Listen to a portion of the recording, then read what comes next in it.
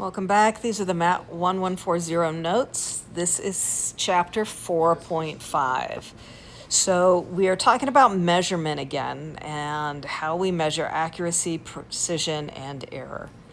So objectives are listed at the top. We are going to start here with the significant digits. So as numbers get really, really big, we use zeros as placeholders to show that we're dealing with a really, really big number. Same when they get really, really small. And sometimes all those extra zeros, other than showing us the place, don't really matter. It is the non-zero digits that we care about. Now, sometimes we care about the zeros. That's if they are between other digits. So let's talk about significant digits. What makes something significant?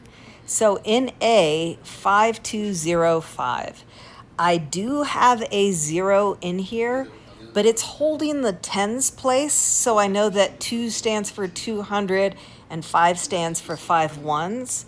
So that means it's important. It becomes significant, and we have 4 significant digits here. In the second number, 12,000, the 000 at the end just put the 12 in the thousands place. They don't really matter. 2 significant digits. Same thing with C, those leading zeros just tell me I'm talking about the thousandths. I have 1 significant digit. In D, those leading zeros don't matter, but this 0 between the 1 and the 5 does. That separates, that holds the place for the thousandths, and it separates the 1, which is in the hundredths place, from the 5, which is in the 10,000ths place. So 3 significant digits here. And in E, 3.02, 3 significant digits as well. Precision is how precise we are being in the measurements. And the farther we go to the right after the decimal, the more precision we have.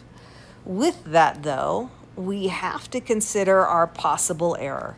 So think about reading a ruler, one that is got tick marks every 1/16 of an inch. If I guess, how do I say that? If I have a spot that falls between 2 tick marks, then I'm making a guess. And my error is half of what I can measure with, right? So about halfway, we decide whether we're going to round down or up. And that greatest possible error is half of what we are measuring with. So here, 3/8, we are measuring to the eighths. My greatest possible error is going to be half of that, so 1/16.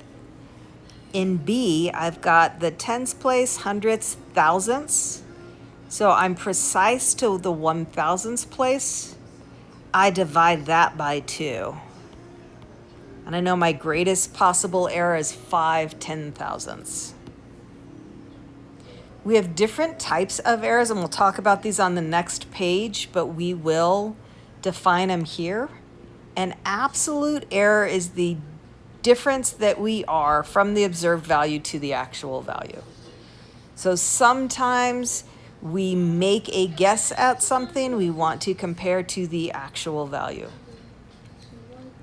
The relative error takes that error and puts it in terms of what we're measuring. So if I've got an error of 1 and my precision is 10, that is a bigger error than if I've got an error of 1 and I'm measuring to 1,000. Okay, so we're going to take the error and we're going to divide it by the actual value. And when we want the percent error, we're going to multiply that by 100 just to get it in terms of a percent.